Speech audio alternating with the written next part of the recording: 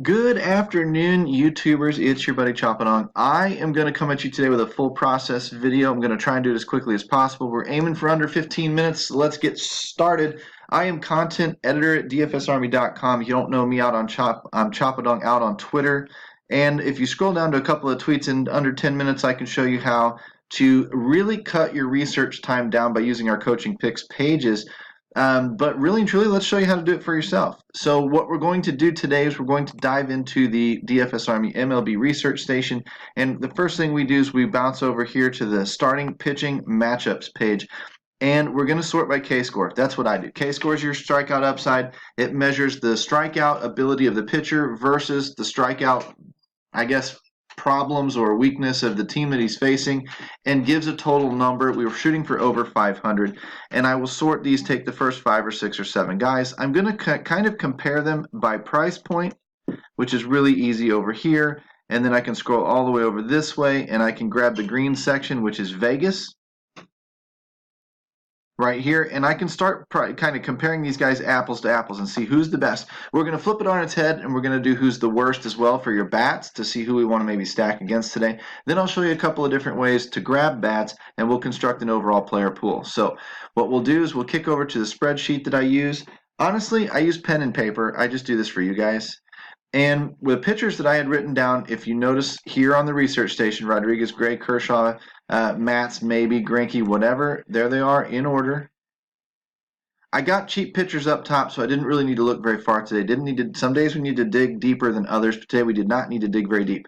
We start off with Eduardo Rodriguez, 8,400 minus 175 out of Vegas, 525 K score, highest on the slate, 476 WOBA score, which is basically the same for all of these guys, so that didn't matter much. Solid bullpen ranking, top 10 in the league, backing him up, matching up against the Chicago White Sox, which we aren't really all that afraid of. So I've got a mid 8K pitcher, strong Vegas odds, probably strongest on the slate, highest K score on the slate, and good bullpen backing him up. Why do I need to look any further?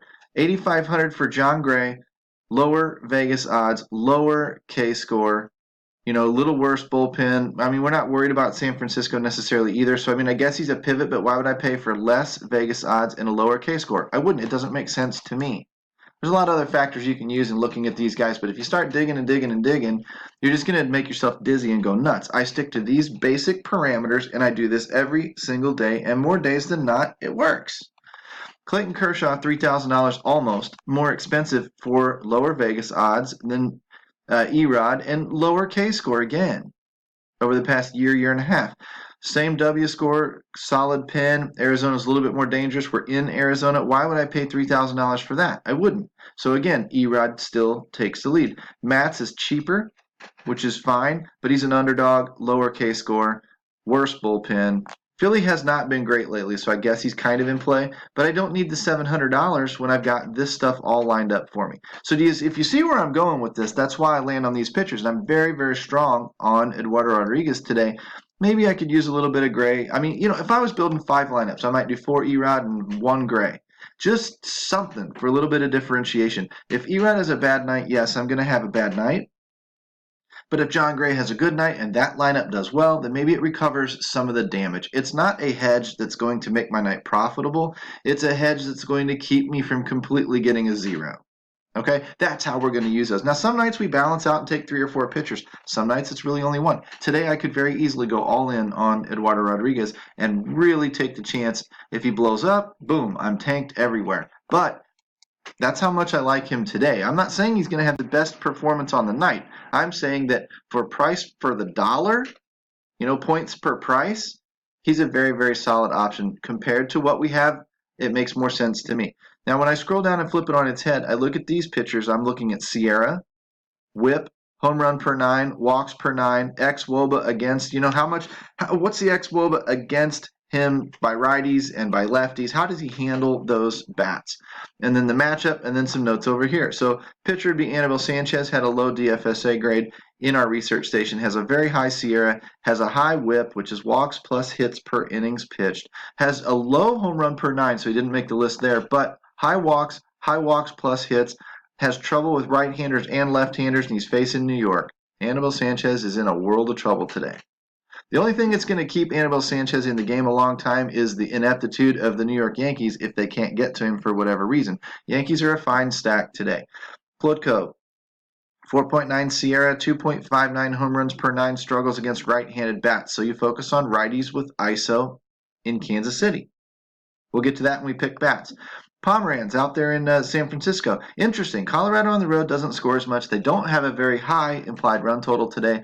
Therefore, they're going to probably be lower owned, being that they're on the road and whatnot, but they're in a very, very good spot because look at all of the categories Pomeranz shows up in. High Sierra, high whip, high home runs per 9, high walks per 9, struggles with righties and lefties, and we know Colorado can do damage. So playing the Rockies out on the road today makes a lot of sense.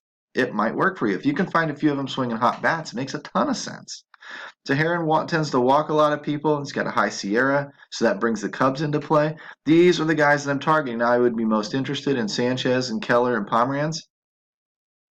We'll see where it goes as the research goes on for the rest of the day. These are just the initial looks. A lot of times these don't end up matching out. So when I come over here to the research station again, and I start looking at today's batting matchups, the first thing I do is I sort by the 200 on 200 ISO scores. I come over here to the batter's ISO and the starting pitcher's ISO, and I take him by descending order. And these are the starting pitchers with bad ISOs against themselves. There's a filter on here somewhere. I don't know what it is. But we'll work with what we have. 314 ISO Plutko has to what? Lefties, and then he has a few to righties. So if I scroll over this way, Plutko's definitely a target. Kansas City's definitely a stack for some home runs. We said to focus on right-handed bats. That would be right-handed bats with over a 200, and that's Jorge Soler. None of the others really. And there was another one up in here, the right-handed bats. I know I even wrote down Mondesi. Adalberto Mondesi was not on this list today, but I went and looked him up. See, when I run into trouble here and I see a guy missing or I see a number that looks funky, I'll go check it against Fangraphs. No problem for me to take the extra step. But I'll go do that, and then I'll come back over here because I want most of my research to be in one place, which is what this research station does for me. So I wrote down, Dozier, Soler, Mondesi, Rhino Hearn. Again, there's a filter sitting, because it's outfielders. There we go. If we take that off, now if we resort this by descending order, maybe, just maybe, there we go. And now we've got the Gordons, the O'Hearns, the Hunter Doziers and Solers and Merrifields and whatever else, and we can look for here. There's a 200 in Rhino Hearn. There's a 200 in Lucas Duda if he was playing. 250 in Ortega if he's playing. That's actually Hunter Dozier. I'm down a line. 242 for Soler. 130 for Dozier or for Merrifield. But I don't see Mondesi on here, so I had to go look him up, and I found he had a 202 versus right-handed pitching. So that would put a 200 on Mondesi, even though he's not listed on this list. Okay? So now, if I scroll down a little bit, I can keep doing this. 278 here. 258 here. There's a 368 Nolan Arenado. There's a 275 in Ian Desmond. So obviously they're going to make the list 200 on 200, right? So scroll on down until you stop getting to the 200s on the pitcher side here. You get into the 189s, it's close. 185 is close. 170, okay, probably going down a little too far. But I'm looking for 250. That's a big number there. And there's Javi Baez. See a good player? There's a couple of 240s. So that's Lourdes Gurriel and Teoscar. You want a really sneaky GPP stack today, Toronto? Take Grichuk, Teoscar, and Lourdes Gurriel if they're all in the lineup together. Maybe Luke Miley, and you end up in a very, very strong situation at lower ownership. But that's how I'm going to organize these bats. Then I'm going to go back to the DFS grade, sort that by descending. And if I want to, I can go position by position. So let's say we start at the catcher and the first base. Since they're combined over on Fanduel, I turn on just those by holding down the control button and clicking them on. And I get all of these guys at the very, very top. The highest overall matchup grade, DFS grade, is at the top of the list. And I scroll down here to maybe, say, the 80 mark. And I want to see how many of these guys I can keep on my list because I'm going to see Maldonado in Kansas City, Santana in Cleveland. Cleveland's in a good spot today.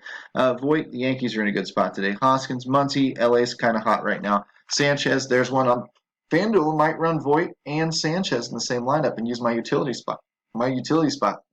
Rizzo, Alonso, Iannetta, Duda, Reynolds, Encarnacion. You want to make sure these guys are not hurt. You want to make sure that they're in the majors. You want to make sure that they're in the starting lineup, and that's how I do it. I just write them all down. And then about 3 o'clock this afternoon, I'll check and make sure they're in the starting lineup. If they're not in the starting lineup, I don't care about them. If they are in the starting lineup, at least I had them written down and I was looking for them. That's an efficient way to do it. That way you don't get so bent out of shape over how come this lineup changed and how come this one. Who cares? Just go check the starting lineups and then start building your lineups. Don't need to build them right now. Keep doing some research. So we've got a pretty deep position here at shortstop and first base. If I scrolled through second base, you'd see that the position is going to get very shallow. Only 3 guys above an 80. Albies, Marte, and Cano. All right, fine. Try and put them in your lineup if you can. And while you're at it, look over here for the cheaper ones, like a Cano, because you might need it if you're taking expensive pitching. Well, tonight we're not taking expensive pitching, but we still might need a value spot in order to get a big stack in there, like a big Yankees stack or something like that. You need to be thinking about these things as you're starting to do your research and writing your little lists down on pieces of paper so that when you get to building your lineups, it's all right there in one piece of paper and you can just chink, chink, chink, chink, chink, just start putting them in. That's how you build these lineups. Third base, you're going to find is going to be a little bit shallow as well. Only 4 names there. You know, does that mean that Rafael Devers isn't playable or Josh Donaldson's not playable? No, doesn't mean that at all. It means that I would prefer to use these guys. But if none of these guys make sense when I get to building my lineups, I'll reconstruct my list and I'll include maybe down to the 75 guys.